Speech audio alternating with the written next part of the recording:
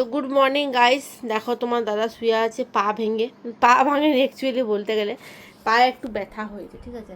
এই যে পাটা মানে তোমরা একটু আমার কমেন্টে জানিও গাইস, এই যে পায়ের যে গোড়ালি কাছটা ব্যথা, প্রচুর ব্যথা। তো অনেক ডাক্তার দেখানো হয়েছে, ঠিক আছে, অনেক কিছুই হয়েছে, কিন্তু তা সত্ত্বেও কিন্তু কোনো উপকার পায়নি, প্লাস মানে পা ব্যথা কমেনি। ডাক্তার দেখানো হয়েছে, ব্লাড টেস্ট হয়েছে, সব কিছুই হয়েছে, কিন্তু পা ব্যথা কিন্তু যাচ্ছে না। তো কি কারণে হচ্ছে এটা আমি সেটা বুঝতে পারছি না। পায়ের কোন জায়গাটা ব্যথা তোমার? প্রথমে ছিল এইখানটা, এই জায়গাটা, এইখানটা এবার এখন পায়ের তলটা করছে। আর বেটু এরকম মুখ ধুয়ে চলে এসছে, বেটু ফ্রেশ হয়ে গেল, মুখ ধুয়ে ব্রাশ টাশ করে নিয়েছে। কি তাই তো, ব্রাশ হয়ে গেছে তো তোমার? চলো চা খাবে?